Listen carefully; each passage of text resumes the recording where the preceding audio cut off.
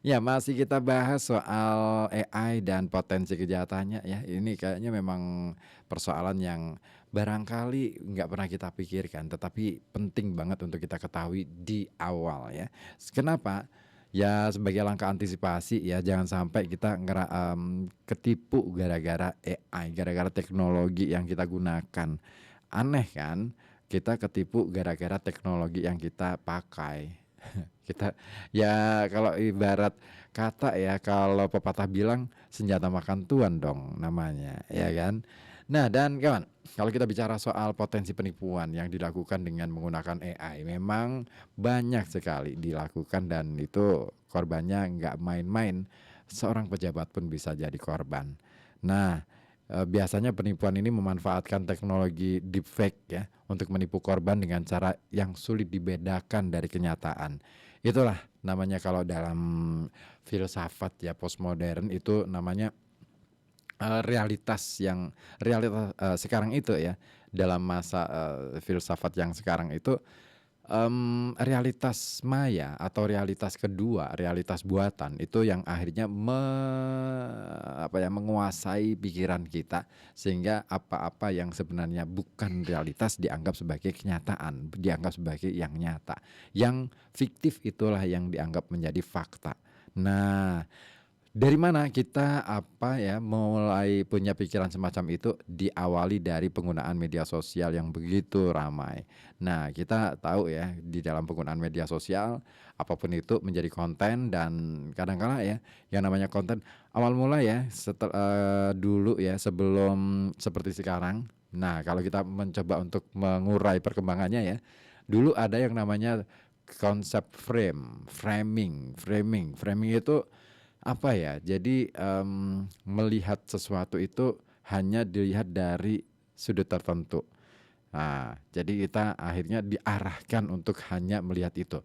Nah, secara tidak sadar itu kita, mengiyakan secara tidak sadar, sehingga kita tidak bisa melihat kenyataan itu, secara menyeluruh, hanya berdasarkan framing, berdasarkan apa yang, dikemas oleh, ya boleh jadi media mainstream ataupun media-media alter atau media-media sosial ya.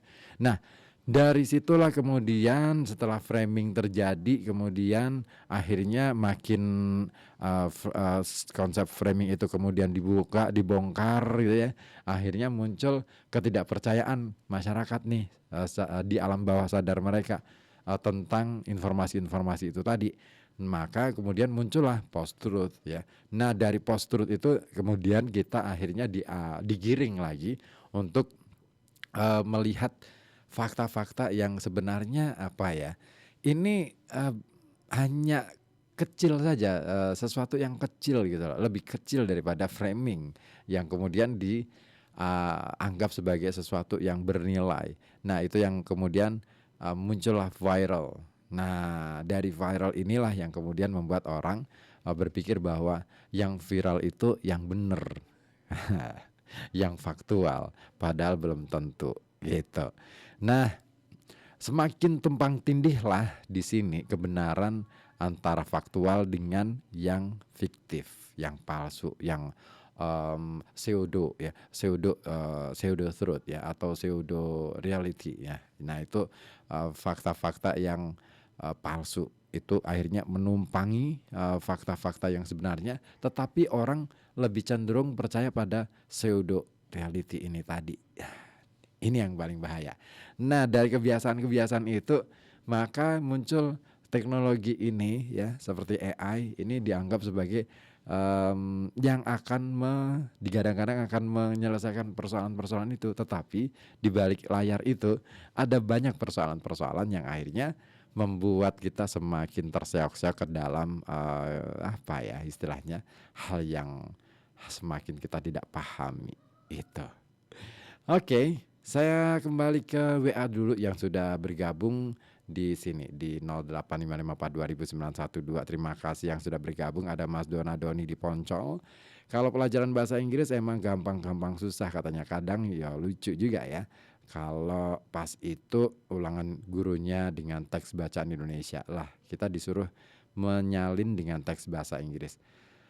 ketika waktu sudah habis, tiba-tiba untuk, apa ya, diminta untuk baca di depan guru, menurut absen atau menurut presensi ya, bukan absen. Absen itu tidak hadir. Daftar hadir itu presensi, bukan absensi ya. Kalau absensi itu berarti daftar ketidakhadiran. Jangankan satu kelas, wong bangku aja ya. Ini cara nulis hurufnya kadang asal jadi. Ketika diterjemahkan baliknya balik ya, diterjemahkan balik artinya ya ngawur juga sih. Nah malah bikin ngekek katanya yang denger dan yang menulis juga ikutan ketawa. Nah artinya berubah ya, jadi hanya satu dua huruf saja dan itu sudah beda arti. Lucu pokoknya pelajaran bahasa Inggris. Nah sebenarnya ada satu hal yang menarik ya kalau kita ngomongin soal kecakapan berbahasa. Kemarin ketika saya sempat diundang untuk mengisi di Balai Bahasa Jawa Tengah ya untuk sebuah acara workshop, itu sempat kita ngobrol mengenai bagaimana kemudian sih pentingnya penguasaan bahasa daerah, bahasa ibu. Nah, why? Kenapa? Ternyata kalau kita memperkenalkan anak sejak dini dengan bahasa ibu, bahasa Jawa katakanlah ya dengan baik, maka sebenarnya itu akan memupuk rasa ingin tahu anak ya secara tidak langsung. Bagaimana kemudian ketika mereka mendapatkan pembelajaran tentang bahasa asing, sehingga mereka rasa ingin tahunya tinggi.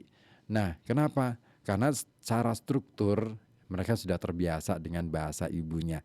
Nah, jadi mereka tinggal apa ya istilahnya menyusun dan membalikkan.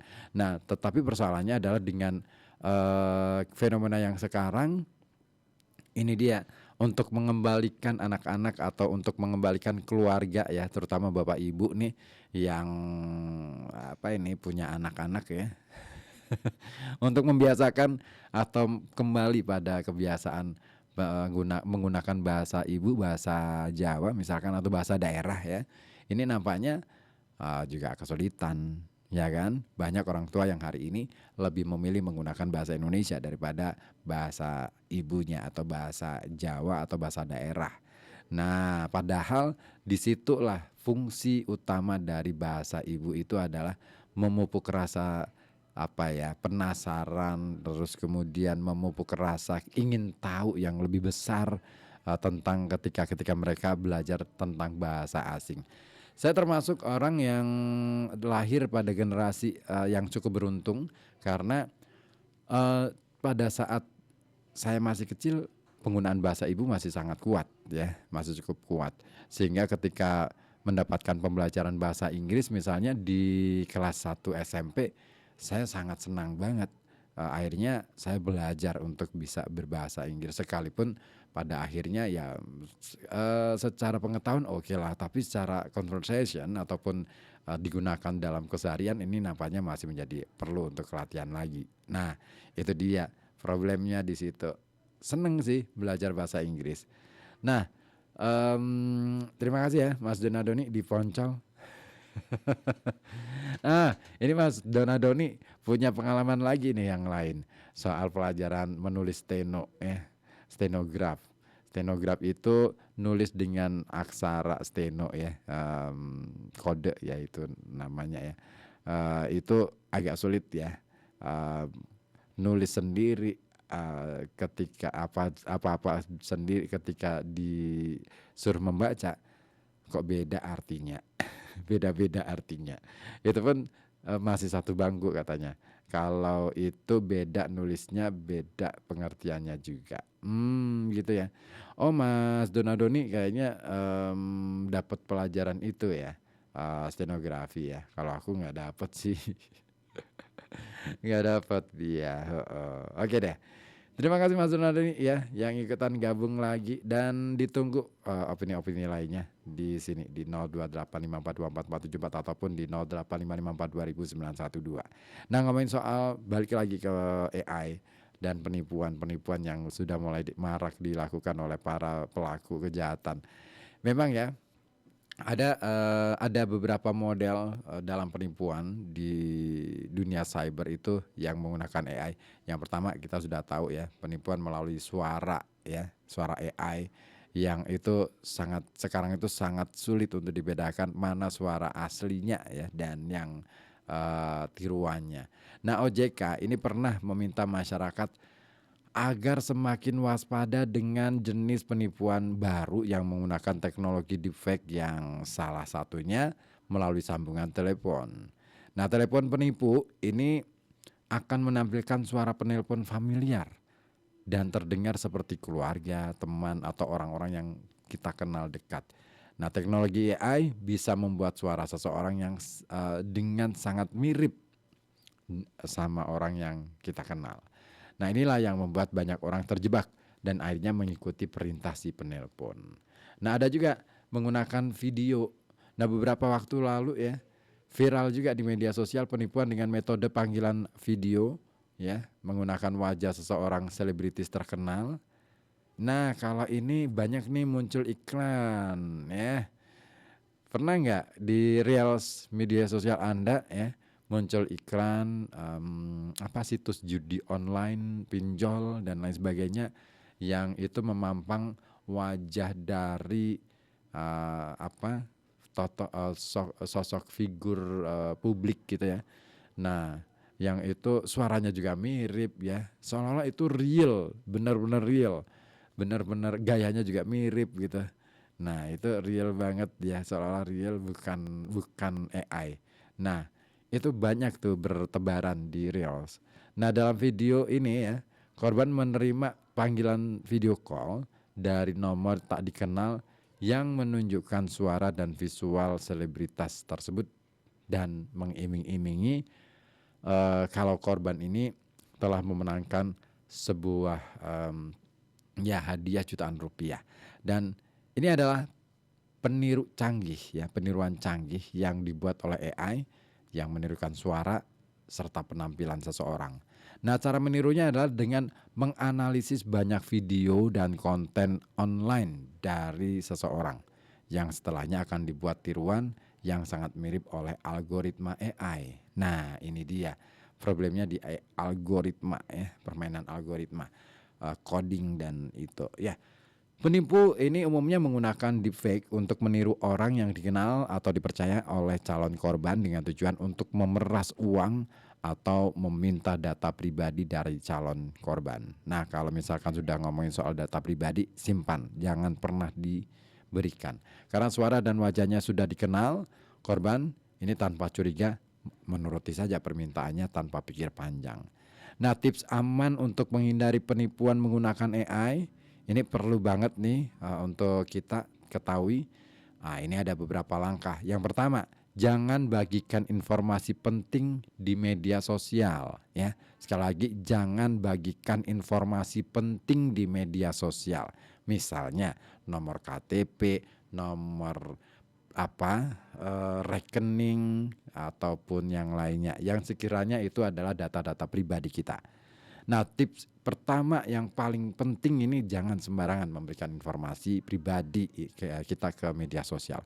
Meskipun informasi yang kita unggah ini tampaknya tidak berbahaya ya, tetapi penjahat cyber ini bisa menggunakan data itu untuk membuat deepfake dan penipuan yang dapat dipercaya. Nah, hati-hati ketika kita bikin konten juga. Kalau kita bikin video ya. Nah, coba deh mulai dari sekarang ataupun misalkan bikin foto dan lain sebagainya ya, hati-hati. Kita anggap foto-fotonya hati-hati banget ya. Terus yang kedua, jangan sembarang menjawab telepon, chat, email ataupun dari nomor atau akun yang tidak dikenal. Nah, ini tentu saja ya, tidak semua nomor ataupun akun yang tidak dikenal itu adalah deepfake. Tapi jika Anda tidak sedang menunggu telepon atau chat dari orang tertentu, lebih baik jangan dilayani. Ya, kalau misalkan ada telepon tidak dikenal, ya kalau saya sih biarin, saya tidak akan mengangkat telepon. Saya nunggu dia ngechat dulu. Kalau misalkan ada chat dan itu beneran, nah saya akan pastikan itu beneran apa enggak. Nah, baru saya balas gitu. Nah, jika terlanjur sudah menerima telepon atau chat dari nomor tidak dikenal dan orang tersebut mengaku sebagai orang yang kamu kenal, baik itu keluarga, sanak saudara, pejabat dikenal dan lain sebagainya, sebaiknya dikonfirmasi ke sumber terpercaya, misalnya ke WA group yang ada orang itu dan menanyakan apakah nomor akun tersebut benar milik orang itu. Oke ya, kalau itu masuk grup. Tapi kalau enggak, nah itu dia. Yang ketiga, ajukan pertanyaan spesifik. Jika memang sudah terlanjur menjawab telepon dan suaranya atau visualisasinya familiar sebagai orang yang Anda kenal, konfirmasi ulang identitasnya dengan mengajukan pertanyaan spesifik. Ya, pertanyaan spesifik itu gimana sih? Pertanyaan yang sangat khusus, yang hanya Anda dan dia yang orang yang asli yang tahu. Gitu ya. Misalkan mungkin pernah ketemu di mana, kapan, acara apa gitu, atau biasanya kalau kebiasaan atau kesukaan biasanya kadang-kadang ketahuan sih, bisa dicari gitu. Apalagi sering nih kita ini ya sembarang banget nih naruh status, misalkan hobi makan bakso gitu, hobi ini. Itu sebaiknya jangan deh, lebih baik hal-hal yang kira-kira nggak begitu langsung ngena ke pribadi itu deh ya. Nah, minta ya si penelpon itu, baik itu video call, untuk menceritakan hal-hal yang hanya diketahui oleh Anda berdua. Jika jawabannya terdengar mencurigakan, langsung tutup telepon. Jangan ambil pusing. Blokir nomornya bila perlu. Iya, kalau saya ketika ketemu dengan penelpon asing yang tidak saya kenal dan kemudian ini aneh, setelah saya terima telepon itu saya tutup, langsung blokir biar nggak kepikiran. Terus kemudian jangan turuti permintaan si penelpon. Ini penting banget. Dengan menggunakan AI, baik itu meniru suara, wajah yang dikenali oleh kita sebagai calon korban nih misalnya, biasanya pelaku menelpon atau video call dan memberikan iming-iming barang-barang berharga dari imigrasi dengan harga miring. Nah ini nih yang paling sering terjadi. Bisa juga rumah atau kendaraan lelang dengan harga menggiurkan. Saya pernah kena tuh di sini ya. Ada barang yang mau dijual tapi itu barangnya masih di pelelangan. Terus akhirnya saya diminta untuk membantu dia untuk menebus barang itu. Ya saya kehabisan sampai 20 juta. Wes gila. Ya tapi alhamdulillah masih bisa pulang ya. Nah, bukan uang yang 20 jutanya. Ya udah lepas aja deh, karena ketika saya lacak nomornya, oh ternyata orang yang menelpon itu ya, ini pengalaman ya, saya berbagi pengalaman untuk Anda supaya tidak terjadi pada Anda ya. Itu saya lacak, dua nomor yang menghubungi saya ini tidak berada di Jawa tapi di luar Jawa. Di Sumatera. Ngeri ya. Nah, jejaringnya sampai segitunya. Nah, terus atau bisa saja ya mereka itu memberikan informasi yang bersifat genting. Misalnya nih, ayah atau ibu atau keluarga butuh pertolongan, mobilnya mogok, ada dari juga kepolisian yang mengabarkan Anda terlibat judi online dan sebagainya. Nah, itu yang membuat kita shock kadangkala. Dengan kabar-kabar semacam itu, kita kadangkala shock, terus kemudian kita sulit untuk berpikir secara jernih. Makanya pastikan Anda dalam kondisi yang baik-baik saja, pikirannya tidak terganggu. Dan biasanya mereka ini ya menelpon itu pada jam-jam tertentu, tidak setiap waktu, pada jam-jam tertentu. Ketika katakanlah jam-jam sibuk biasanya. Nah, kan kita lagi putek-puteknya gitu ya. Nah, jika selanjutnya dia meminta uang atau data-data pribadi, bersikaplah waspada dan jangan takut untuk menolak. Meskipun orang itu mengaku keluarga, teman dekat, atau bahkan pejabat yang kita kenal. Nah, apalagi jika si penelpon ini sebelumnya jarang menghubungi Anda, bahkan tidak pernah melakukan permintaan tersebut, maka cara paling aman adalah menolak dengan tegas dan matikan telepon atau video call-nya. Langsung blokir deh setelah itu. Itu cara paling jitu. Hapus nomornya itu. Kemudian dengarkan tanda-tanda penipuan menggunakan suara AI. Nah ini dia, meskipun suara seseorang dapat ditiru, tetapi biasanya akan ada jeda atau distorsi yang tidak biasa pada suara dan videonya. Yang bisa menjadi tanda itu adalah deepfake. Nah jadi dengarkan suara itu dengan teliti ya, khususnya irama, kecepatan bicara, terus kemudian dan kita pasti tahu lah ya kebiasaan-kebiasaan orang itu, kira-kira dia mengucap ada nggak AE-nya terus dan lain sebagainya. Nah itu kita harus tahu betul. Dan jika tidak yakin, itu adalah cara bicara orang yang kamu kenal ya. Segera putuskan sambungan teleponnya. Terus yang keenam, perhatikan tanda-tanda penipuan menggunakan visual AI. Nah, kenali tanda-tanda penipu yang menggunakan visual AI dan ada beberapa ciri. Yang pertama, ketidaksesuaian gambar gerakan wajah dan suara. Biasanya kalau gambar asli ya, video asli itu katakanlah misalkan bibir kita bergerak, itu ada kerut-kerut di kanan kiri pipi dan itu pasti akan berimbas pada kelopak mata dan lain sebagainya. Nah, biasanya kalau video AI itu mulus-mulus aja nih di pipi gitu, ya kan?